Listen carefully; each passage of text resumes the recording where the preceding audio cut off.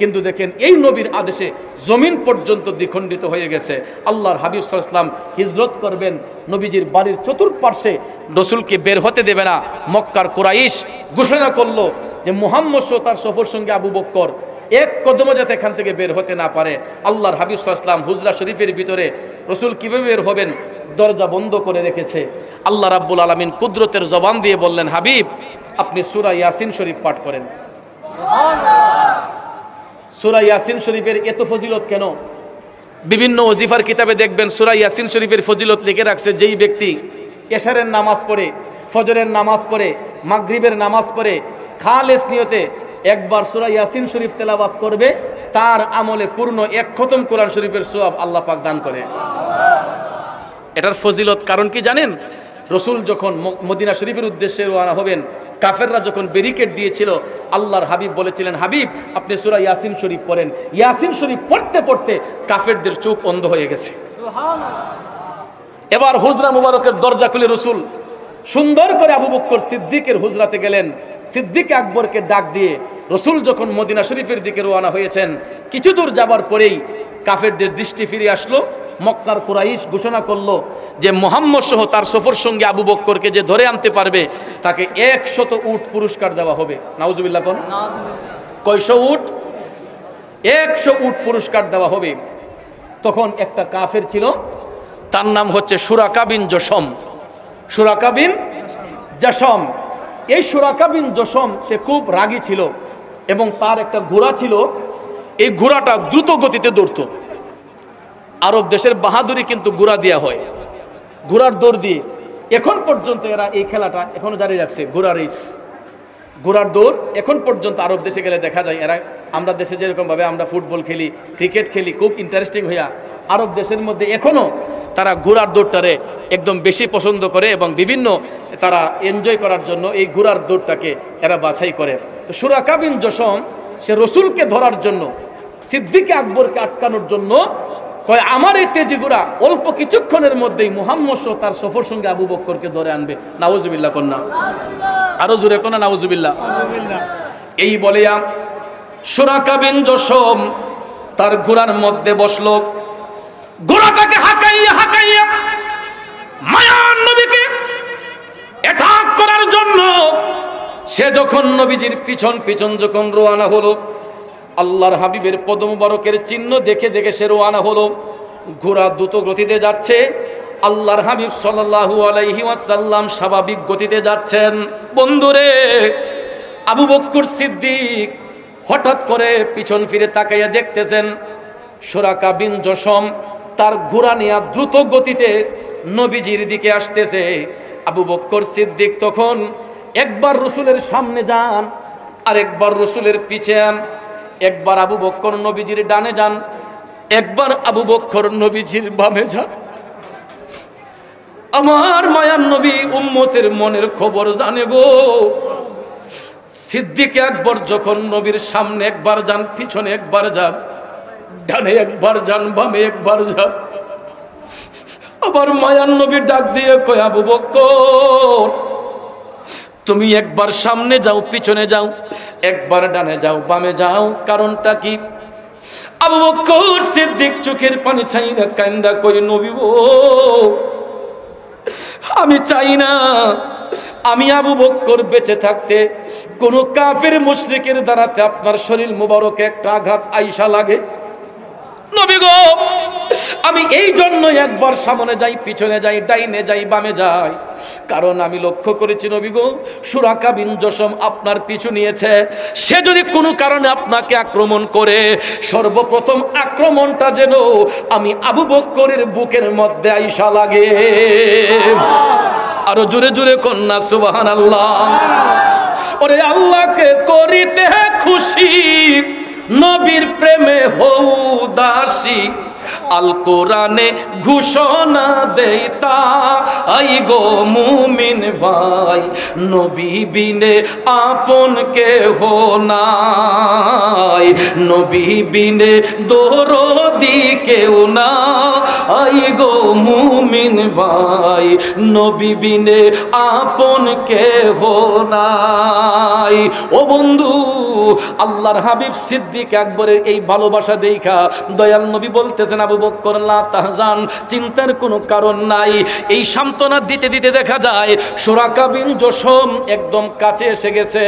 এবার সিদ্দিক আকবর ডাক দিয়া কই, নবী গো নবী, আপনি লক্ষ্য করে দেখেন সুরাকা বিন জশম একদম আপনার নিকটে চলে আসছে। মায়ান নবী, দয়ান নবী এবার পিছন ফিরে তাকাইয়া দেখতেছেন সত্যি সত্যি সুরাকা বিন জশম নবীর দিকে আসতেছে। আল্লাহ নবী জমিনকে ডাক দিলেন, জমিন তুমি কি জানো না তোমার উপর দিয়ে কে হেঁটে যাচ্ছে? আল্লাহর নবী ডাক দিয়ে বলতেছেন, জমিন রে, আমি আল্লাহর হাবিব রাহমাতাল লিল আলামিন হেঁটে যাচ্ছি, সুরাকা বিন জশম আমাকে অ্যাটাক করার জন্য আসতেছে, তুমি এটা প্রতিরোধ করো। এই কথা বলতে না বলতেই জমিন কি রাসূল ডাক দিতে দেরি হয়েছে, জমিনটা দ্বিখণ্ডিত হইতে দেরি করে নাই। আমার নবীর আদেশে, মায়ার নবীর জ্বলন্ত মুজিজা মুবারক, নবী আদেশ করার সাথে সাথে জমিনটা ফেটে গেল। সুরাকা বিন জশম তার ঘোড়া নিয়ে গর্তের মধ্যে পড়ে গেছে। গর্তের মধ্যে যখন পড়ে গেছে, জমিন দুই পাশে ঘোড়ার চারটা পাউকে চাপ দিয়া ধরছে। এখন সুরাকা বিন জশম আর তো ঘোড়া নিয়ে নড়তে পারে না, সামনে যেতে পারে না, ডাইনে যেতে পারে না, বামে যেতে পারে না, পিছন ফিরতে পারে না। কই গেল শক্তি, কই গেল বাহাদুরি? ঠিক না বে ঠিক? আল্লাহর নবীর সঙ্গে কোনো শক্তি বাহাদুরি দেখাইলে চলবে? কথা বলেন, চলবে? কারণ বিয়াদবে রাসূল যারা নবীর দেখা পাবে না, আশিকে রাসূল হইবে যারা, গোলামে রাসূল হইবে যারা, নবীজি তাদের ভুলবেন না। ঠিক কিনা বলেন? আমার ভাইয়েরা, বিয়াদবি কইরা দয়াল নবীর সাথে বিরোধিতা করতে আসছে সুরাকা বিন জশম। ঘোড়ার চারটা পাও যখন গর্তের মধ্যে ডেবে গেছে, জমিন চাপ দেয়া ধরছে, ডাইনে নড়তে পারে না, বামে নড়তে পারে না, সামনে যেতে পারে না, পিছন যেতে পারে না। আল্লাহর নবী সাল্লাল্লাহু আলাইহি ওয়াসাল্লাম সিদ্দিক আকবরকে বললেন, আবু বকর সামনের দিকে চলো। এখন সুরাকা বিন জশম মুসিবতের মধ্যে যখন পড়ে গেছে গো, সুবহানাল্লাহ না, মুসিবতে না পাই যদি করুণা তোমার, কবরে হাসরে কি হবে আমার নবী, কবরে হাসরে কি হবে আমার। মুসিবত না পাই যদি, মুসিবত না পাই যদি করুণা তোমার, কবরে হাসরে কি হবে আমার, কবরে হাসরে কি হবে আমার। দয়াল নবী হেঁটে যাচ্ছেন, বিপদের মধ্যে পড়ে আছে সুরাকা বিন জশম, সেই কাফের। বিপদের মধ্যে যখন পড়ে গেল, ওই মুহূর্তে তো তার কোনো সাহায্যকারী সে পাচ্ছে না। এমন সময় সুরাকা বিন জশম ডাক দিয়া কয়, ইয়া রাসূলুল্লাহ, নবী গো,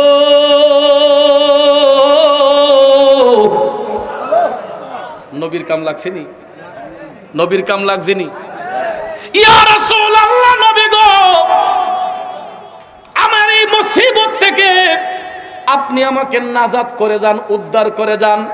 ইয়া রাসূলুল্লাহ, আমি আপনার সাথে ওয়াদা করতেছি, আজকের পর থেকে জিন্দেগিতে আমি আর কোনোদিন আপনার সাথে বেয়াদবি করব না।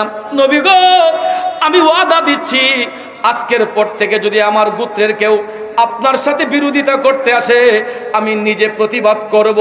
ইয়া রাসূলুল্লাহ, আমার এই মুসিবত থেকে আপনি নাজাত করে যান। আমার নবী উদ্ধার করার ক্ষমতা রাখে কি রাখে না? কথা বলেন, রাখে কি রাখে না?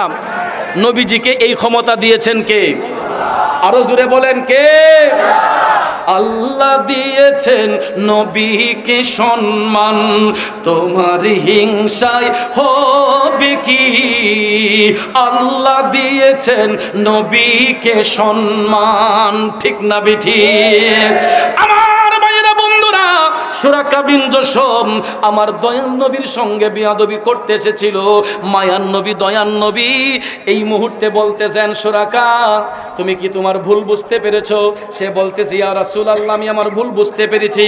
তখন আমার মায়ার নবী, দয়াল নবী জমিনকে ডাক দিলেন, জমিন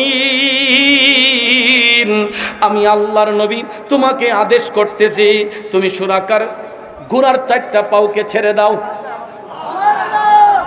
জমিন আবার আলাদা হয়ে গেল, জমিন দ্বিখণ্ডিত হয়ে গেল দয়াল নবীর ইশারাতে।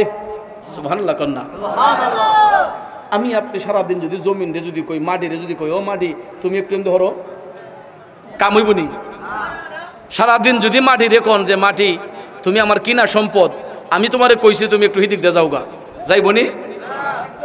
কোটি কোটি টাকা দিয়া জায়গা জমি কিনি, মালিক দাবি করি, এই জায়গার মালিক আমিও তোকানি জায়গার মালিক, এতখানি জায়গার মালিক, কোটি কোটি বিলিয়ন বিলিয়ন টাকা দিয়ে জায়গা জমি কিনলাম, মালিকানা দাবি করতেছেন, কিন্তু আপনি মালিক হয়ে আপনার মাটি রেকন চান যে তুমি একটু হিদিক দিয়ে যাও, কামইবনি? আমার মায়ার নবী, দয়ার নবী জমিনকে আদেশ করতে দেরি হলো, জমিন আলাদা হইতে দেরি করে নাই। সুতরাং বোঝা গেল জমিন পর্যন্ত আমার নবীর হুকুম মানে, গাছ বৃক্ষ তরুলতা আমার নবীর হুকুম মানে। ভাইয়েরা আমার, বন্ধুরা আমার, ফুলকে যদি জিজ্ঞেস করা হয়, গাছের ফুল রে তোমার মধ্যে তো সুন্দর গন্ধ আসলো কেমনে, ওই ফুলটা ডেকে বলবে আমার নবীর কারণে। মদিনা শরীফকে গিয়ে যদি জিজ্ঞাসা করি, মদিনা শরীফ তুমি এত দামি হইলা কেন, তুমি শরীফ হইলা কেমনে, ওই মদিনা শরীফ ডাক দিয়া কইব আমার নবী শোয়ার কারণে। কারণ নবী আসার আগে ওই মদিনা শরীফের নাম মদিনা শরীফ ছিল না, এটার নাম ছিল ইয়াসরেব। কি ছিল? নবীজির কদম মুবারকের ছোঁয়ায় এটা হয়েছে মদিনাতুল মুনাওয়ারা, পুণ্যের শহর। কথা কোন ঠিক না বেঠিক? মক্কা নগরীতে রাসূল আসার কারণে, নবীর কদম মুবারকের ছোঁয়া লাগার কারণে এটাকে বলা হয় মক্কাতুল মুকাররমা। কথা কোন ঠিক না বেঠিক? মদিনা শরীফে নবীর কদম মুবারকের ছোঁয়া লাগার কারণে বলা হয় মদিনাতুল মুনাওয়ারা। কথা বলেন ঠিক না বেঠিক? এই রকম ভাবে ভাইয়ার আমার, যেখানে রাসূলের নজর মুবারক পড়েছে এটাই পূর্ণ হয়ে গেছে। কথা কোন ঠিক কিনা? সুরাকা বিন জি সুরাকা বিন জশম, সুরাকা বিন জশম ডাক দিয়া কয়, নবী গো আমার এই মুসিবত থেকে উদ্ধার করে যান। আল্লাহর নবী যখন বললেন জমিন তারা ছেড়ে দাও, জমিন যখন ছেড়ে দিল, আবু বকর সিদ্দিক নবীকে পিছন দিয়ে দাঁড়া দিলেন যাতে করে সুরাকা আবার নিয়ে কোনো বিয়াদবি করে। এবার সুরাকা বিন জশম ডাক দিয়া কয়, আবু বকর আমার জনমের শিক্ষা হইছে, আমি আর কোনোদিন নবীর সাথে বিয়াদবি করব না। দয়াল নবী গো আমার এই মুহূর্তে কালেমা পড়াইয়া মুসলমান বানাইয়া দেন। আল্লাহর নবী সেই সুরাকা বিন জশমকে কালেমা শরীফ পড়াইয়া মুসলমান বানাইয়া দিলেন। চিল্লাইয়া বলেন না সুবহানাল্লাহ। দয়াল নবীর উসিলায় সুরাকা বিন জশম কালেমা পড়ে মুসলমান হয়েছে। অনেক বেদিনরা দিনের মধ্যে আকৃষ্ট হয়েছে, কিন্তু আবু জেহেল, আবু লাহাব এরা দয়াল নবীর বংশের লোক হওয়ার পরেও নবীর সাথে বিয়াদবি করার কারণে এরা জাহান্নামে পতিত হয়েছে। ঠিক কিনা কোন? একটা গাছতলার লোকও যদি তার শরীরের মধ্যে বস্ত্র নাই, অন্ন নাই, সিনার মধ্যে নবীর প্রেম থাকলে ওই ব্যক্তিটা জান্নাতের অধিকারী হবে। 7 তালার মধ্যে বাস করেন, এসি রুমের মধ্যে বাস করেন, অন্তরে নবীর প্রেম না থাকলে জান্নাত দূরের কথা, জান্নাতের গন্ধ পাওয়া যাবে না, জাহান্নাম তার জন্য তৈরি। তাহলে বলুন আমরা নবীর মহব্বত চাই কি চাই না? নবীর একটা আদনা গোলাম যদি সে রাস্তার ফকিরও হয়, আমি মুরাদ চৌধুরী আমার মাথার মুকুটটাকে বানিয়ে রাখতে চাই। গো আমায় গোসল করাইয়া দাও, পাঞ্জাবি পরাইয়া দাও, আতর মাখাইয়া দাও, যাব প্রিয় নবীর, যাব প্রিয় নবীর জুলুসে। এই ধরাতে নূরের নবী তশরিফ এনেছে মাগো এই ধরাতে নূরের নবী তশরিফ এনেছে হাত নারায়া মাগো আমায় গোসল করাইয়া দাও পাঞ্জাবি পরাইয়া দাও আতর মাখাইয়া দাও যাব প্রিয় নবীর যাব প্রিয় নবীর জুলুসে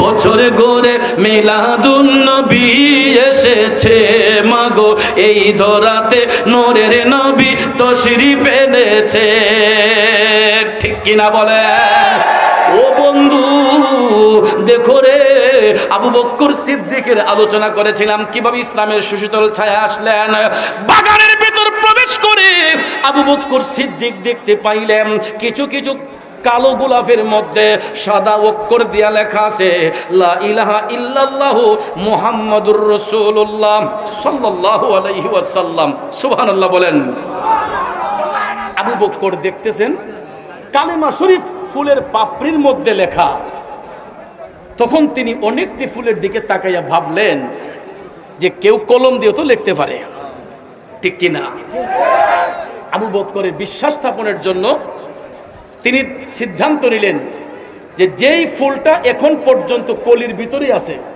এখনো ফুটে নাই আমি অফুটন্ত গোলাপটা নিজের হাতে খুলবো যদি দেখি অফুটন্ত গোলাপের ভিতরেও কালেমা শরীফ লেখা তাইলে আমি বুঝবো যে এই কালেমা সত্যবাণী আরো জোরে কন্যা সুবহানাল্লাহ এ ভাইয়ের আমার এই কালেমা নিয়ে কত ষড়যন্ত্র করেছিল বিধর্মীরা কতক্ষণ ঠিক না ঠিক কাফের মুশরিকরা এই সত্য কালেমাকে মুছার জন্য তারা অনেক ধরনের ষড়যন্ত্র করেছিল কিন্তু ভাইয়ের আমার আরশের পাতায় পাতায় সেই নুরানি অক্ষর দ্বারা কালেমা শরীফ লেখা প্রত্যেকটা স্থানে স্থানে কালেমা শরীফ লেখা এক লাইনে লা ইলাহা ইল্লাল্লাহ মুহাম্মাদুর রাসূলুল্লাহ সাল্লাল্লাহু আলাইহি ওয়াসাল্লাম এই কালেমাকে মুছার জন্য একটা বংশ বাদ দেওয়ার জন্য এই দেশের কিছু কিছু মুনাফিক উপচে পড়ে লেগেছে কথা কোন ঠিক কিনা এরা কালেমার মধ্য থেকে রাসূলের নাম মুবারক বাদ দেওয়ার জন্য খুব বড় ধরনের ষড়যন্ত্র চলতেছে আপনারা হয়তো নাকে তেল দিয়ে ঘুমাচ্ছেন খবরাখবর অনেকের কাছে নাই কিন্তু নব্য কিছু কিছু ফেরাউন আছে এরার লেবাসটা আলেমের কিন্তু কাজ হচ্ছে জালেমের এদের লেবাসটা হচ্ছে আলেমের কাম হচ্ছে জালেমের এরা মসজিদের মিম্বরে সুন্নিরা যেমন বসে তারাও বসে সুন্নিরা যেমন ঈদগার খুতবাতে বসে খুতবা দেয় মসজিদের মিম্বরে বসে খুতবা দেয় এরাও এই জায়গাটাকে অনেকে দখল করে সুন্নিরা ইমানের কথা বলে আর এরা মুনাফিকি কথা বলে কিছু কিছু মুনাফিক ওয়াজের মঞ্চে স্টেজে বসে তারা বলতেছে লা ইলাহা ইল্লাল্লাহু মুহাম্মাদুর রাসূলুল্লাহ এক লাইনে লেখা যাবে না আরো জোরে কন্না নাউজুবিল্লাহ কালেমা শরীফ বলে এক লাইনে লেখা যাবে না কেন কয় আল্লাহর নাম থাকবে উপরে নবীর নাম থাকবে নিচে মানুষকে বোঝায় যে আল্লাহ তো সীমাহীন আল্লাহর তো তুলনাবিহীন মর্যাদা আল্লাহর সাথে নবীর নাম যাতে সমান না হয় নাউজুবিল্লাহ কন্না এই একটা ইমোশনাল কথা বলে মানুষের ইমানকে নষ্ট করার জন্য কয় আল্লাহর নাম উপরে নবীর নাম থাকবে নিচে সমানভাবে লেখলে এটা বিদাত হবে শিরিক হবে নাউজুবিল্লাহ কোন অথচ দেখেন মানব জাতির আদি পিতা এটা ওয়ালাউ আন্নাহুম ইজ যালামু আনফুসাহুম জাউকা এই আয়াতের তাফসীর করতে গিয়া শাইখ আব্দুল হক মুহাদ্দিসে দেহলভী রাহমাতুল্লাহ আলাইহি উনি শেরে খুদা হযরতে মাওলা আলী থেকে একখানা রিওয়ায়াত এনেছেন আদম আলাইহিস সালাম নিজে বলেছেন আমি সৃষ্টির পরে আল্লাহর মহান আরশে যখন তাকাইলাম তখন মহান আরশসমূহ আল্লাহর মধ্যে আমি নূরানি অক্ষর দ্বারা লেখা দেখেছিলাম লা ইলাহা ইল্লাল্লাহু মুহাম্মাদুর রাসূলুল্লাহ তখন এই ফাতালাক্কা আদামু মির রাব্বিহি কালিমাতিন ফাতাবা আলাইহি ইন্নাহু হুয়াত তাওয়াবুর রহিম এই আয়াতে কারিমার তাফসীর করতে গিয়ে ভাইয়েরা আমার শাইখ আব্দুল হক মুহাদ্দিসে দেহলভী রাহমাতুল্লাহ আলাইহি মাদারাজুন নবুওয়াত কিতাবের মধ্যে এই রিওয়ায়াতটা মাওলা আলী থেকে তিনি রিওয়ায়াত এনেছেন যে আদম নবী বলেছেন সৃষ্টির পরে আমার অন্তরে ওই বাণীটাই জাগ্রত করা হয়েছিল। আমি ওই বাণীটা আরশের মধ্যে লেখা দেখেছিলাম নূরানি অক্ষর দ্বারা, লা ইলাহা ইল্লাল্লাহু মুহাম্মাদুর রাসূলুল্লাহ। এই কালেমার দোহাই দিয়ে আদম নবীর তওবা আল্লাহ কবুল করেছেন। কালেমার দোহাই দিয়ে আদম নবী যখন অ্যাপ্লিকেশন করলেন, আল্লাহ রাব্বুল আলামিন আদম নবীর ফরিয়াদকে গ্রান্টেড করেছেন, কবুল করেছেন।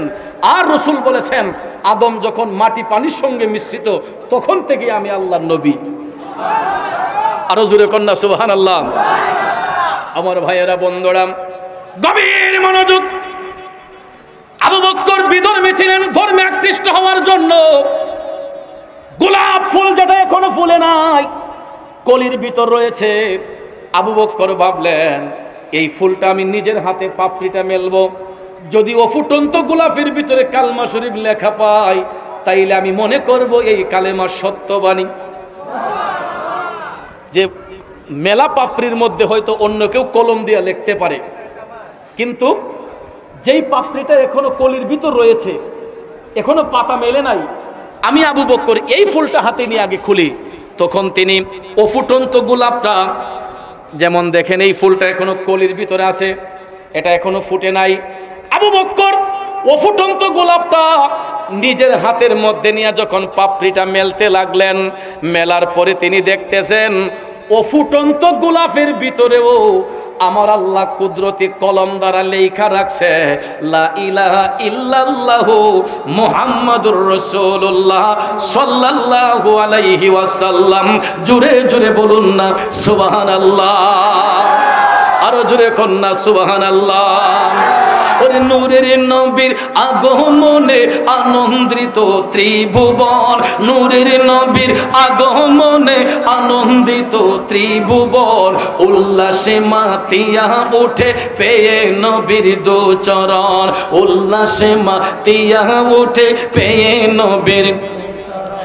নারায়ে তাকবীর আল্লাহু আকবার, নারায়ে রিসালাত ইয়া রাসূলুল্লাহ। মায়ার নবীর আগমনে, জিন্দা নবীর আগমনে আনন্দিত ত্রিভুবন, উল্লাসে মাতিয়া উঠে পেয়ে নবীর দু চরণ, উল্লাসে মাতিয়া উঠে পেয়ে নবীর। কষ্ট হচ্ছে আমার বাবাজিরা, একটা জবানও বন্ধ রাখবেন না, জবান খুলে বলুন না ইয়া রাসূলুল্লাহ। জগতের বন্ধুরা রে,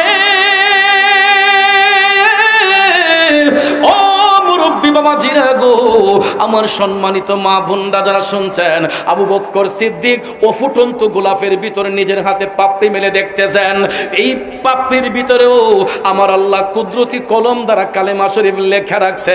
আবু বকর সিদ্দিক এই জিনিসটা দেখে একটু বিশ্বাসটা প্রখর হলো, মজবুত হলো। তখন তিনি হাইটা হাইটা সিরিয়ার মধ্যে যায় উপস্থিত হলেন। সুবহানাল্লাহ। বাণিজ্য করতেছেন, ব্যবসা বাণিজ্যের কাজ তিনি আঞ্জাম দিচ্ছেন। ব্যবসা বাণিজ্যের কাজ আঞ্জাম দিয়ে আবু বকর দেখতেছেন আসমানের সূর্যটা পশ্চিম আকাশে ডুবে গেছে।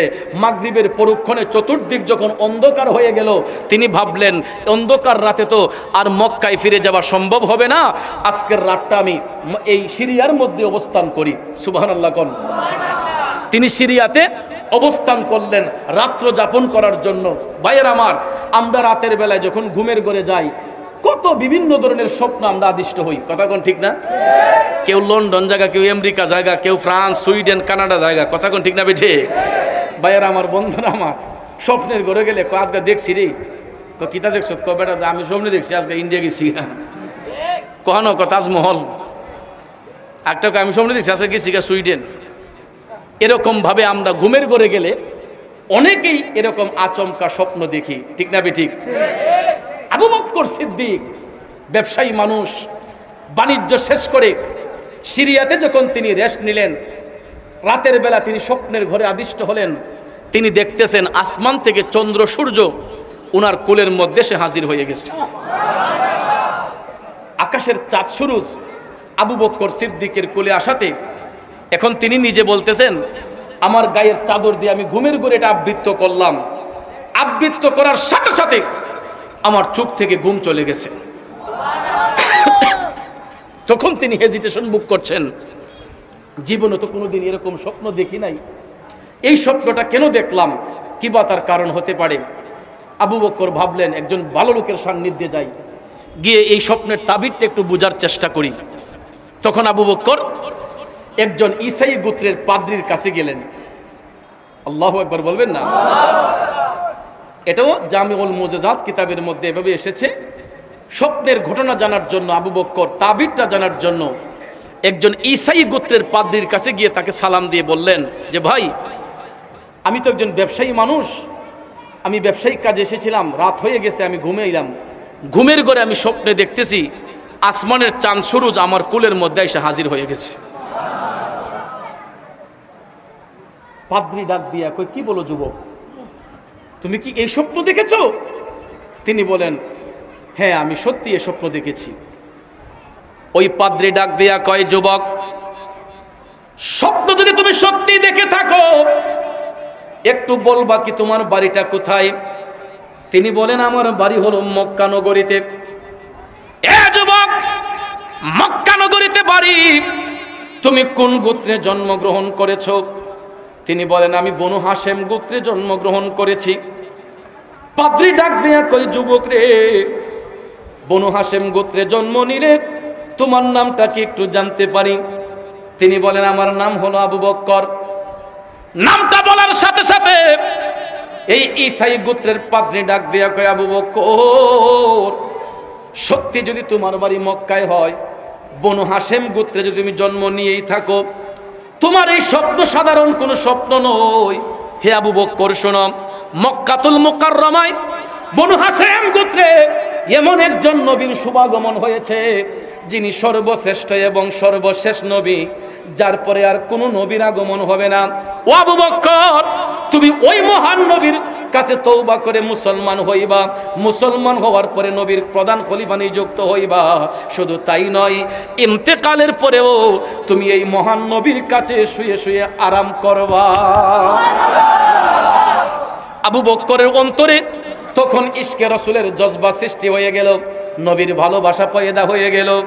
আবু বকর স্বপ্নের তাবির শোনার সাথে সাথে নূরের নবীর দর্শন পাবার জন্য, নবীজির কাছে গিয়ে কালেমা পড়ার জন্য তিনি আনন্দে উদ্দীরিত হয়ে তিনি যখন সিরিয়ার জমিন থেকে মক্কার উদ্দেশ্যে রওনা হবেন অন্ধকার রাতে, তখন ওই ঈসাই গোত্রের পাদ্রী ডাক দিয়া কয়, হে আবু বকর শুনে যাও, তুমি এত অধৈর্য হইও না।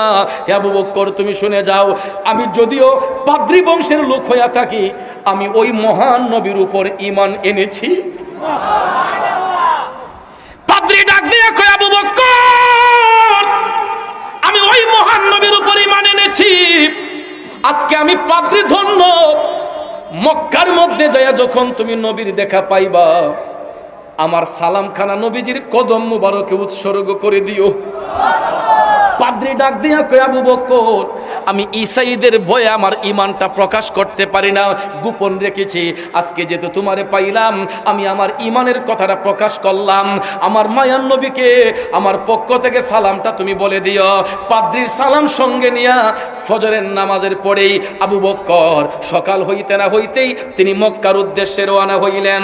হইতে হইতে গো আবু বকর যখন মক্কা নগরীতে আইসা উপস্থিত হয়ে গেলেন, এবার চতুর্দিকে আমার নবী তাল্লাশ করতেছেন। মায়ার নবী আগমন করেছেন। আবু বকর মক্কা নগরীতে আসার পরেই দেখতেছেন মক্কা নগরীর ভাবমূর্তি অন্যরকম হয়ে গেছে। নূরের আলোয় একটা সুবাসিত বাতাস বয়ে যাচ্ছে। চতুর্দিকে আবু বকর রাসূলকে তাল্লাশ করতেছেন। কষ্ট হইতেছে? তাল্লাশ করতে করতে করতে হঠাৎ করে আবু বকর সিদ্দিক আমার নবীর দেখা পাইলেন। আরো জোরে কন্যা সুবহানাল্লাহ। হয় আমি দুই কদমে চুমু খাবো, কদম ধুলি মাখবো গায়, পাইলে নিরালাই গো নবী, বলুন পাইলে নিরালাই গো নবী, পাইলে নিরালাই, পাইলে নিরালাই গো নবী, পাইলে নিরালাই। এই নাত শরীফ গুলার মধ্যে একটা অন্যরকম মজা লাগে, তাই না? আশেকরা আমাকে আবদার করে, হুজুর আগের যে নাতগুলা গাইতেন এগুলা গাইতে পারেন না? ওই জন্য একটু গাইলাম আর কি। কষ্ট হয় আপনাদের? এগুলো আমরা ছোট্টবেলা থেকে গাইতাম। ওই আমরা দুই কদমে চুমু খাবো কদম ধুলি মাখবো গায় পাইলে নিরা লাই গো নবী পাইলে নিরা লাই পাইলে নিরা লাই গো নবী পাইলে নিরা। ও বন্ধু, আবু বকর সিদ্দিক আমার দয়াল নবীর দেখা যখন পাইলেন, উনি নিজে থেকে বলার আগেই, আবু বকর নিজে থেকে বলার আগেই রাহমাতাল লিল আলামিন নবী ডাক দিয়া কয়, আবু বকর তুমি আর দেরি কইরো না, ইসলামের শশীতল ছায়ায় চলে আসো, তুমি কালেমা পড়ে মুসলমান হইয়া যাও। আরো জোরে কোন। আবু বকর হেজিটেশন বুক করছেন। কেমন হেজিটেশন? যে আমার নাম যে আবু বকর, আমি তো এটা রসুলকে আগে বলি নাই, আমি যে ইসলাম গ্রহণ করার জন্য এসেছি এটাও তো রসুলকে বলি নাই। উনি কিভাবে জানলেন আমার নাম আবু বকর, আমি ইসলাম গ্রহণ করতে এসেছি? আবু বকর অবাক হয়ে গেলেন, তিনি হেজিটেশন বুক করছেন, মাথাটা নিচ দিকে দাঁড়িয়ে আছেন। মায়ার নবী ডাক দিয়ে বলতেছে, আবু বকর আর দেরি করো না, তাড়াতাড়ি কালেমা পাঠ করো। তিনি বলতেছেন, নবী গো আমি মুসলমান হওয়ার জন্য এসেছি এটা সত্য, কিন্তু আমি শুনেছি নবীগণ মুজিজার অধিকারী। মায়ার নবী গো মুসলমান হওয়ার আগে যদি আমাকে আপনার মুজিজার কোনো একটা নিদর্শন দেখাইতেন, তাইলে আমি ইসলাম গ্রহণ করে একটু শান্তি অনুভব করতাম। আবু বকর আমার নবীর মুজিজা দেখতে চান, আমার নবী মুজিজা দেখাইতে পারবেন? এই বিশ্বাস আছে আপনাদের? দেখেন আমার নবী কেমন মুজিজা মুবারক দেখালেন।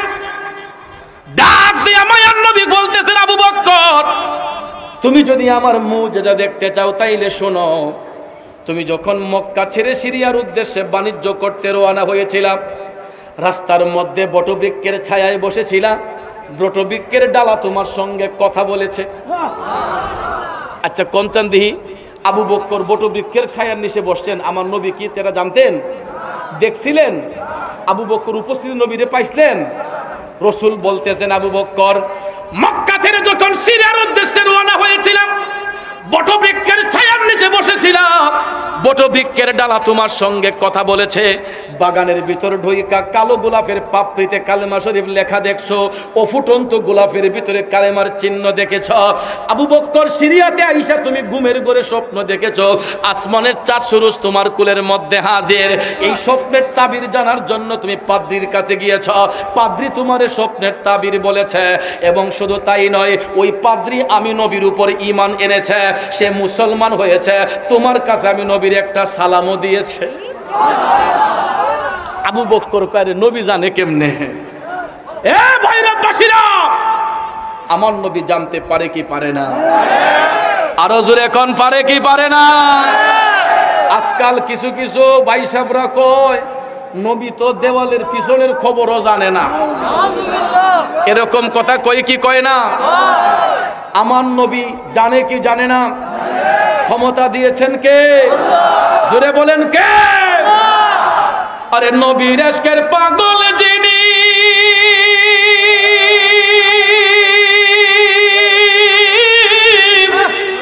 তার সিনায় ইলমের খনি, ঠিক কিনা? ওরে ঘরে বসে দেখতে পারে সোনার মদিনা, এলেমের শহর গো নবী শাহে মদিনা, এলেমের শহর গো নবী শাহে মদিনা। কোরআন হাদিস পড়লেই শুধু আলেম তো হয় না, নবীর প্রেমে মজনু যারা তারাই মাওলানা, ঠিক কিনা বলেন? আমার ভাইয়েরা, মায়ার নবী এই কথা বলতেছেন, আবু বকর আমার মুজিজার আর কোন নিদর্শনের প্রয়োজন আছে নে? আবু বকর টপ টপ করে চোখের পানি ছেড়ে কান্না করে বলতেছেন, সাদাকাতা ইয়া রাসূলুল্লাহি আনা আশহাদু আন্নাকা রাসূলুল্লাহ। চিৎকার মেরে বলুন না সুবহানাল্লাহ। আবু আবু বকর বলেন, নবী গো আপনি সত্য বলেছেন, আপনি যে সত্যিকারের আল্লাহর নবী এর মধ্যে আর কোনো সন্দেহ নাই। দয়াল নবী আপনার দরবারে আমি গোলাম হাজির হইয়াছি। নূরের নবী আপনার দরবারে আমি গোলাম হাজির হই। মায়ার নবী আপনার দরবারে আমি গোলাম হাজির হই। আমার বন্ধুগণ, ও মুরব্বী বাবাজিরা, আবু বকর সিদ্দিক বলতেছেন, নবী গো আর দেরি কইরেন না, তাড়াতাড়ি কালেমা শরীফ পড়ায়া আমারে মুসলমান বানায়া দেন।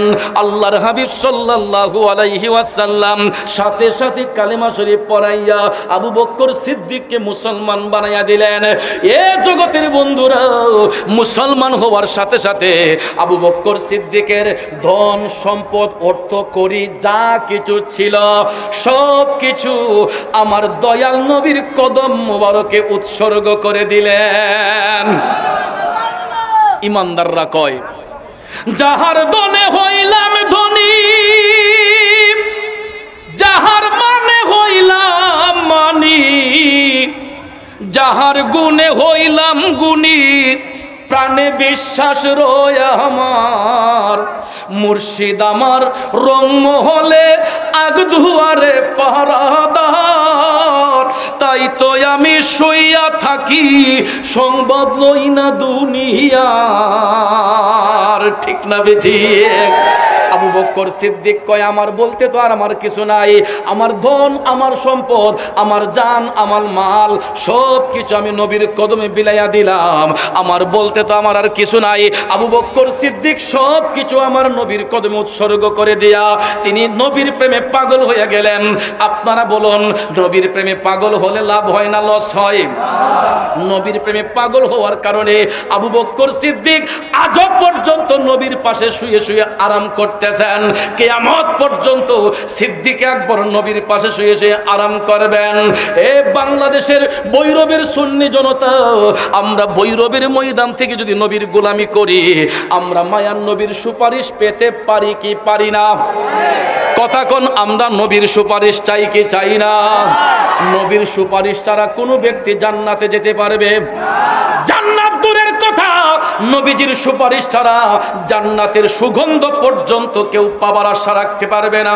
ঠিক কিনা বলেন? কারণ জান্নাত বানিয়েছেন আল্লাহ, মালিক বানিয়ে দিয়েছেন আল্লাহ রসুলকে, আর রসুলকে মালিক বানিয়ে দেওয়ার কারণে রসুল বলেছেন, আমার নাতি হাসান হুসাইন জান্নাতি যুবকের সর্দার, আমার আলী ফুলসিরাতের ফুলের জিম্মাদার, আমার ফাতেমা জান্নাতি রমণীদের সর্দারিনী। আল্লাহর নবী এইরকম ভাবে ভাগ বাটোয়ারা করে দিয়েছেন, যদি কেউ জান্নাতি হতে চাও, হাসান হুসাইনের সঙ্গে বসবাস করতে চাও, নবীর কদমে থাকতে চাও, তাইলে ইমানটাকে শুদ্ধ করে নাও। ঠিক না বে ঠিক? তাইলে আমরা ইমানের খুঁটিকে মজবুত করতে চাই কি চাই না? কারা কারা নবীর জন্য জীবন দিতে রাজি? দুই হাত তুলে দেখাই। আল্লাহু আকবার, ইয়া রাসূলুল্লাহ।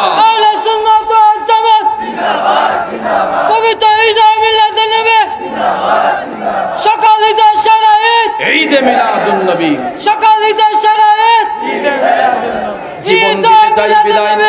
জীবন দিতে চাই বিদায়। আমি অধম লিখেছিলাম, আমার কাছে অনেকে অ্যাপ্লিকেশন করেছিলেন, এটা একটু বলার জন্য বলবো। আমার জীবন করব দান গেয়ে নবীর গুণগান, আমার জীবন করব দান গেয়ে নবীর গুণগান। নবী ছাড়া ত্রিভুবনে নাই কোনো সম্মান, আমার জীবন করব দান গেয়ে নবীর গুণগান, আমার জীবন করব দান গেয়ে নবীর। বলুন, জীবন করব দান গেয়ে নবীর। নবী আমার জানের জান, নবী আমার প্রাণ। ঠিক কিনা?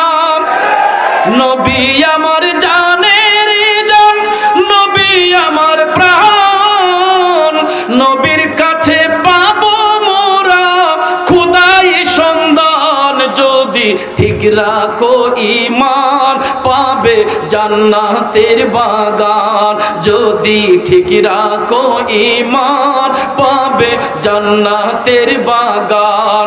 আমার জীবন করব দান গেয়ে নবীর বলুন, জীবন করব দান গেয়ে নবীর গুণগান। একটা জবানও বন্ধ রাখবেন না, জবান খুলে উচ্চস্বরে বলুন আল্লাহু আকবার। আর একটু মায়ার সুরে বলুন ইয়া রাসূলুল্লাহ। কষ্ট হচ্ছে আপনাদের ভাইয়ের আমার, দেখতে দেখতে সময় অতিবাহিত হয়ে যাচ্ছে, আলোচনা 2 ঘন্টার উপরে হয়ে গেল। তো আমার মনে হয় আমার রেড সিগন্যাল চলে আসতেছে আরো, যাক আলহামদুলিল্লাহ। কষ্ট হবে আপনাদের বন্ধুরা আমার, বাবাজিরা আমার, কারণ যেহেতু আরো 2 জন বক্তা রয়েছেন, সেই বিধায় আমি আমার সময়ের দিক বিবেচনা করে আলোচনাটা করেছিলাম। এখন যদি একটু বিলম্ব হয় আসতে, আমি একটু লম্বা করব, অসুবিধা নাই। আপনাদের কষ্ট হবে? রাজি আছেন সবাই বসতে? কাটা কাটা রাজি না? 2 হাত তুলে দেখেন। না বুঝে মেরে দোকটা আমি কইছি তে মারছে জুসের টালায়, আর কয়েকজনে মাথা হাত যাইয়া, আর কয়েকজন ঘুমা আছিল, কিতারে ঘটনা কি হইছে জানে, আউলা জ্বলে গেছে গা। তো যাক আলহামদুলিল্লাহ, সবাই বসতে রাজি আছেন তো ইনশাআল্লাহ? একটু দুরূদ শরীফ পড়েন, আল্লাহুম্মা সাল্লি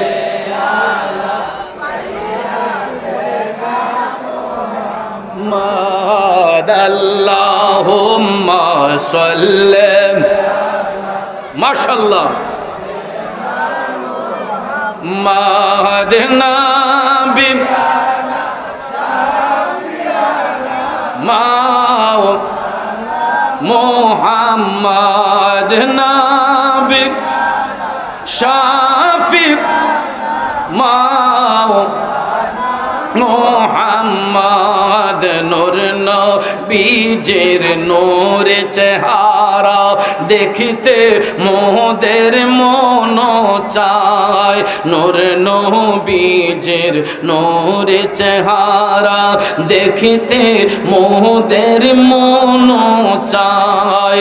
কাঁদে মোদের প্রাণ পাপিয়া, কাঁদে মোদের অন্তরায়, আল্লাহ মাশাআল্লাহ মুহাম্মদ নবী মা মুহাম্মদ নবী শাফি মা মুহাম্মদ। আমার বাবাজিরা বন্ধুরা, আবু বকর সিদ্দিক নবীজিকে ভালোবাসা আবু বকর সিদ্দিক তিনি দয়াল নবীর পাশে শুয়ে আরাম করছেন। জান্নাতি পুরুষদের মধ্য হতে জান্নাতের টিকিট প্রাপ্ত সাহাবীদের মধ্যে একজন হয়েছেন। আমরা নবীকে ভালোবাসলে আমরাও শান্তি পেতে চাই কি চাই না? শুনেন, আবু লাহাবের নাম শুনছেন? আবু জেহেল, আবু লাহাব, আবু তালহা, এরা কিন্তু নবীর বংশের লোক ছিলেন। শুনেন ভাইয়ার আমার, আজকে আমি এই রেওয়ায়াতটা পড়ে আমি অবাক হলাম যে রসুলের মোহব্বত অন্তরে থাকলে যারা শিল মারা জাহান্নামী তাদেরকে রাব্বুল আলামিন নবীজিকে একটু যে ভালোবেসে দেখাইছে, আল্লাহ রাব্বুল আলামিন তাদের প্রতি রহমতের ছায়া বর্ষণ করেছেন। এটা তাফসিরে জালালাইন শরীফের মধ্যে এরকম ভাবে এসেছে, খুব মনোযোগ। আবু লাহাব সে অভিশপ্ত, যার কারণে আল্লাহ রাব্বুল আলামিন সূরা লাহাব নাজিল করেছেন, ঠিক না বেঠিক? আবু লাহাব ধ্বংস হোক, কিন্তু আবু লাহাব এই জন্য ধ্বংস তার জন্য হয়েছিল, সে রসুলকে নবী হিসেবে মানে নাই, কিন্তু বাতিজা হিসেবে মানছিল। খুব মনোযোগ। আপনারা কি কষ্ট হইতেছে? এরকম কথা বলছেন যে একটু মনোযোগ, খুব সাইলেন্ট, একদম কথা বলা যাবে না, একটু মনোযোগ।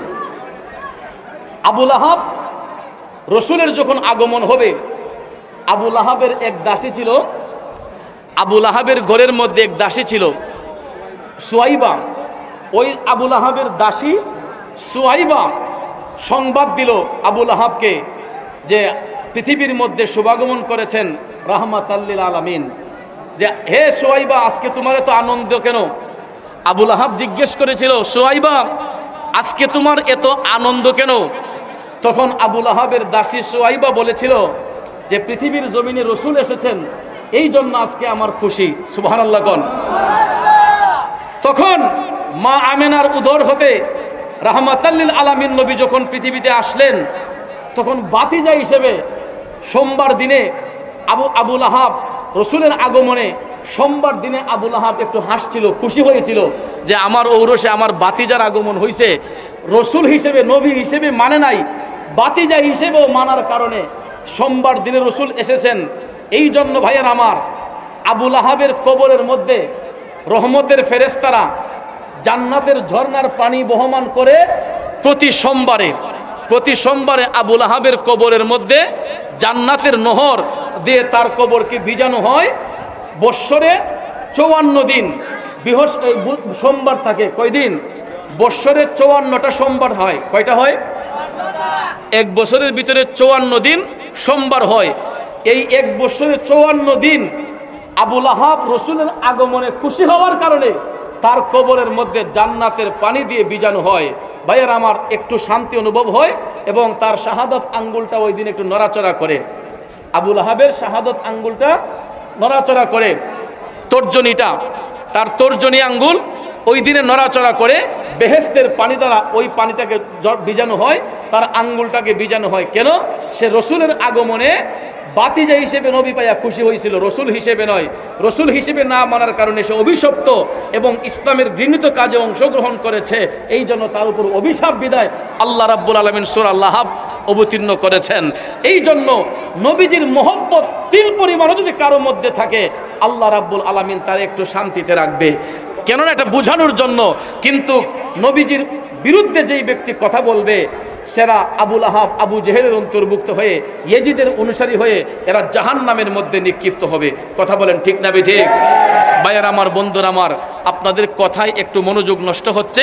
আমরা আপনাদেরকে নিয়ে সবাই মিলে একটু কিয়ামের মাধ্যমে, কারণ এগুলো সন্ধ্যা থেকে বসাতো, এই জন্য দীর্ঘক্ষণ এক জায়গায় বসার কারণে অনেকের হয়তো প্রবলেম হতে পারে, আরও দীর্ঘক্ষণ ফজর আগ পর্যন্ত বসতে হবে। আসুন আমরা মায়ান নবীর তাজিমের মাধ্যমে একটা সালাম দিয়া একটা জিকির হবে। রাজি আছেন? নবীরে সালাম দিয়া আর একটা জিকির করব, এর মধ্যে ফরিদি আইসা পড়বে ইনশাআল্লাহ। এবং আপনারা একটু আগাইয়া বসবেন, ভাইদেরকে বসার একটু সুযোগ করে দিবেন। ফেরেশতোं के सलामी देने वाले फौज पर थे सैयदा हजरत माँ आमिना सुनते थे तो आवाज आती थी या नबी सलाम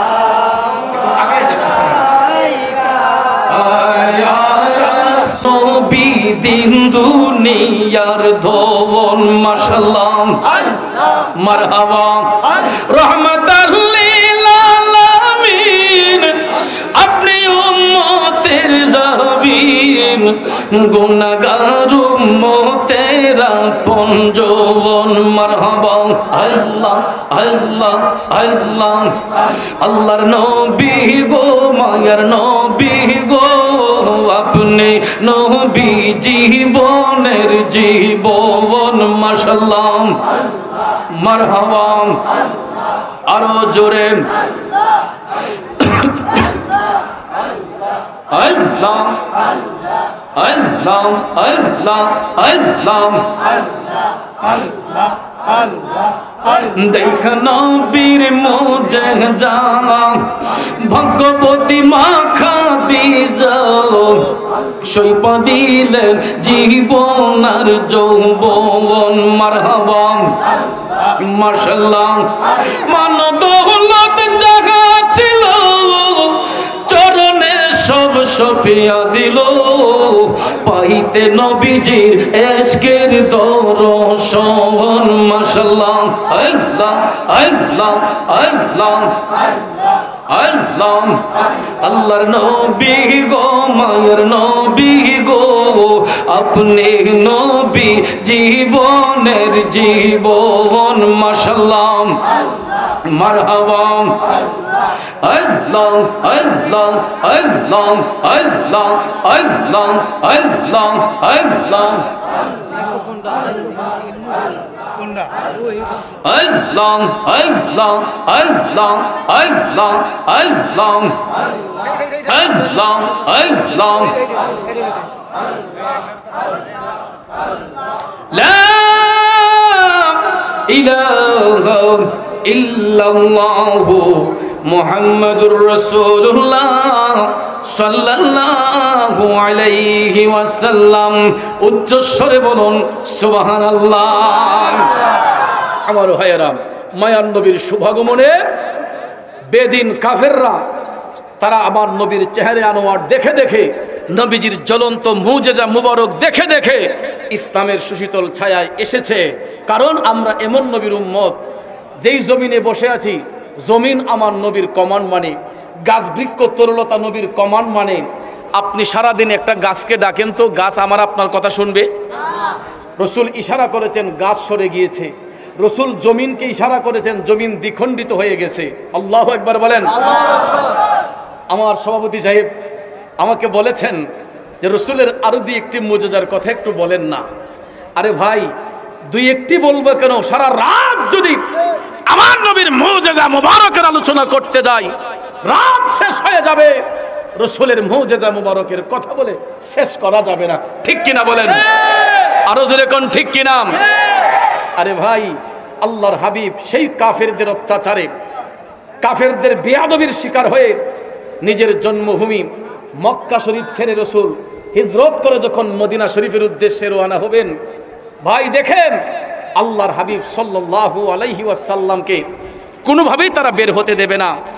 হুজরা শরীফের দরজা চতুর্দিকে ব্যারিকেড করে রেখেছে, যাতে রসুল কোনো দরজা দিয়ে বের হতে না পারেন। আমি তখনকার দৃশ্যটা বর্তমানে বাস্তবতার সাথে আমি মিল পাই। তখন সেই কাফের মুশরিকরা যেমন রসুলকে বের হতে দেয় নাই, আর আমরা এখন হাজী সাহেবরা মক্কা শরীফ যেয়ে যখন রসুলের বাড়ি যখন দেখতে যাই, জিয়ারত করতে যাই, আমাদেরকে আলগা থেকে সরাইয়া দেওয়া হয়। আপনারা শুনে অবাক হয়ে যাবেন, এখানে ইন্ডিয়ান আছে, পাকিস্তানি আছে, মিশরি আছে, বাঙালি আছে, যাকে যেইভাবে গাইডনেস করা যায়। আমি গিয়ে দেখি সাদা রুমাল মাথায় দিয়া কিছু কিছু আলেম দেখা যায়, এরা বাংলা কথা বলে। আমি যে গেছি পরে, তা আমি আবার এই উমরা করে গেছি, তো আমার মাথায় তো টুপি নাই, আর চুল লম্বাও নেই। পাগড়ি হলে হয়তো অবশ্যই চিনতো, যেহেতু ফেসবুক ইউটিউবে আমাদেরকে সব সাথে দেখা যায়। তা আমি সিভিল বেশে গিয়েছি, তা আমি যাইতেই আমি যখন বারবার করে নবীর বাড়িতে তাকাচ্ছি, তখন দেখা যায় আমাকে কয় আসসালামু আলাইকুম, এত সুন্দর মিষ্টি কণ্ঠে। কারণ বলে না যে মুখে মিষ্টি অন্তরে শয়তানি। আমারে এত সুন্দর করে সালাম দিয়া আমারে দেখে সিনালিছে বাঙালি, কারণ বাঙালিরা তো বৈশিষ্ট্য আলাদা, বুঝেন না? দেখলই সিনালাইটা যে বাঙালি। আমারে কয় কি বাংলাদেশ থেকে আসছেন? কয় হ্যাঁ। আমি কই আপনার বাড়ি? কয় আমার বাড়ি বরিশাল ভোলা। এখানে কয় আমি এখানে ডিউটি করতেছি। ডিউটি কি? কয় না, লাইব্রেরির দায়িত্বে আছি। নবীজির বাড়িটাকে মাকতাবাত বানিয়ে ফেলছে, লাইব্রেরি বানিয়ে ফেলেছে। তো ভাইয়ার আমার, আমি বললাম যে ওটা কি ভিতরে যাওয়া যায় না? কই না, এখানে তো কিছু নাই। কই রসুল এখানে আসছিলেন একটা স্মৃতি হিসেবে, মানুষ এটা দেখতে আসে, আর কিছু অন্য কিছু নাই। এখানে আসলে কোনো সোয়াব নাই। বাংলাতে লেখা রাখছে, এই এখানে সোয়াবের নিয়তে কেউ যদি আসেন, কোনো নাও হইতে পারে, রসুলের বাড়ি হইতে পারে, নাও হইতে পারে। নাউজুবিল্লাহ কি বলবেন না? এরা মানুষকে প্রতারণা করার জন্য বর্তমানেও পর্যন্ত রসুলের বাড়িটার মধ্যে গিয়ে যে আপনার আবেগটা উজাড় করবেন, এই সুযোগটুকু আপনাকে দেয় না। ভাইয়ারা আমার, বন্ধুরা আমার, তারপরও আমরা যারা জানি, যারা দেখেছি নিজের চোখে, আমরা তো গেলেই এই জায়গায় চলে যাই। আল্লাহ রহমতে আমি আবার আগামী 17 তারিখ, এই অক্টোবরের 17 তারিখ আপনাদের দোয়ার বরকতে আবারও যাচ্ছি। মনটা পাগল হইয়া রইছে, খালি ছটফট করে মক্কা শরীফ, মদিনা শরীফ যাইতে। তো ভাবলাম কয় আবার যাই। তো আগামী 17 অক্টোবর আবার নিয়ত করেছি, টিকিট হয়েছে। দোয়া করবেন 17 অক্টোবর। যদি কেউ যেতে ইচ্ছুক থাকেন আমার সাথে যোগাযোগ করতে পারেন। যদি উমরাতে নিয়ত কেউ থাকে, আমার সাথে যেতে ইচ্ছা পোষণ করেন, ইনশাল্লাহ অনেক জায়গায় দেখতে পারবেন, যেগুলা কোনো সময় কোনো বদ আকিদার মুআল্লিম আপনাকে দেখাবে না, কিন্তু আমাদের সাথে সফর করলে এগুলো দেখতে পারবেন। ভাইয়ারা আমার, বন্ধুরা আমার, যদি ইচ্ছে থাকে পাসপোর্ট দিবেন আর নিয়ত করে ফেলেন, আমার সাথে যেতে পারবেন আগামী 17 অক্টোবর। তো যাক, সেদিকে আমি যাচ্ছি না, যেটা বলতেছিলাম, তো রসুলের বাড়িতে পর্যন্ত আমাদেরকে যেতে বাধা প্রদান করে। আরো জোরে কন্যা মারহাবা, নারায়ে তাকবীর, নারায়ে রিসালাত। ফরিদি সাহেবের আগমন, ফরিদি সাহেবের আগমন, শুভেচ্ছার স্বাগতম। আমরা সবাই বলি মারহাবা। যাক, আমার মেয়াদ শেষ হইব, এরপর আড়াই ঘন্টা হয়েছে পাক্কা। ভাইয়ার আমার, আমাদের জুলুসের দাওয়াত 3 বার দিছি ভাই। আগামীকালকে জশ্নে জুলুস আমাদের ভৈরব আহলে সুন্নাত ওয়াল জামাতের যৌথ উদ্যোগে এবং সবার ঐক্যবদ্ধতার মাধ্যমে আমরা জুলুসে অংশগ্রহণ করব। কেউ আপনার বাদ দিবেন না, জুলুসে যেতে কেউ বাদ দিবেন না, সবাই নিজ নিজ দায়িত্বে আমরা জুলুসে অংশগ্রহণ করব ইনশাআল্লাহ। সবাই রাজি আছেন? তাহলে ভাইয়ারা আমার, বন্ধুরা আমার, আমি আরো অনেক আলোচনা করতাম, মনে করেন না যে আড়াই ঘন্টা কইরা শেষ। আমি আরো অনেক করতাম যদি তারা না আসতো, না আসতে আসতে যদি ফজরের আজানও পড়াইতো, ফজরের আজান দিয়ে হিনতে গেলাম হইলে। তারপরেও কিছু কিছু সময় পরিস্থিতির শিকার হতে হয়। আমার কিন্তু শেষ না হনো, আমি আরো 1 ঘন্টা 1.5 ঘন্টা জার্নি করে আরেক জায়গায় গিয়া আরো 1-2 ঘন্টা কথা কোন লাগবো। আমি এখন চলে যাব ব্রাহ্মণবাড়িয়া, আমার নানার বাড়িতে। এবছর 115তম ঈদে মিলাদুন্নবী সাল্লাল্লাহু আলাইহি ওয়াসাল্লাম মাহফিল হচ্ছে আওলাদ রাসূলের দরবার। এটা আমার নানার বাড়ি মাসিয়াতা পাক দরবার শরীফ। সেই দরবার শরীফের মধ্যে আজকে জশ্নে জুলুস ঈদে মিলাদুন্নবীর মাহফিল চলতেছে। এটা 117তম বার্ষিকী বছর, 117তম ঈদে মিলাদুন্নবী মাহফিল চলতেছে মাসিয়াতা পাক দরবার শরীফ। আজকে গিয়ে আসছেন, ও গত তারিখে গিয়ে আসছেন, একটাতে গিয়ে আসছেন আমাদের ফরিদি সাহেব। বৎসরে 13টা জাঁকজমকপূর্ণ উরুস মাহফিল হয় মাসিয়াতা পাক দরবার শরীফে। সেখানে শত শত গরু, মহিষ, উট জবাই হচ্ছে। তো আমি এখন আবার সেখানে চলে যাব। আমার জন্য অনেক জাকিরিন, আমাদের জামাতি মোহব্বতী মুরিদান অপেক্ষা করতেছে। একটু পর কল আসতেছে যাওয়ার জন্য। তো আমার বড় ভাই একটা আবদার করেছিলেন, এই রাজকাচারির ময়দান থেকে সুইট মদিনার প্রেম অন্তরে জেগেছিল। আজকে আবার আমাকে বলতেছেন একটু সুইট মদিনা ইংরেজিতে নবীজির শানটা শোনাইবার জন্য, এবং মা বোনদের পক্ষ থেকে অনেকে আবদার করেছিলেন। কষ্ট হবে আপনাদের? না। How is beautiful Medina, very very good Medina. My choice is Medina, how fine is Medina. I can tell of which Medina, we can tell of which Medina.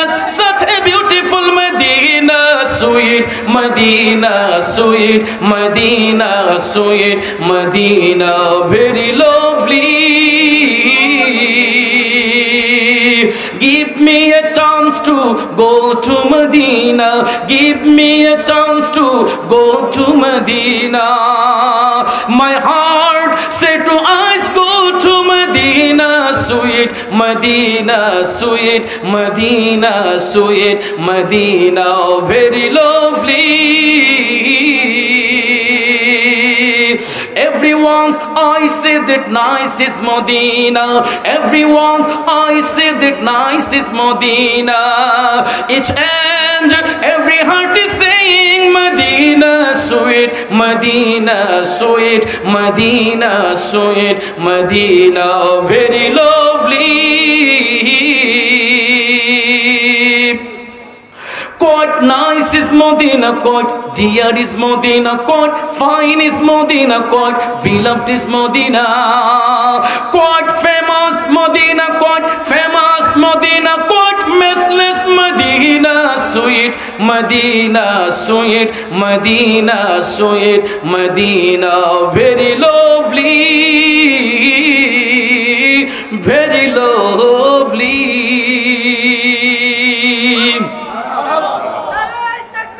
আল্লাহু আকবার, ইয়া রাসূলুল্লাহ।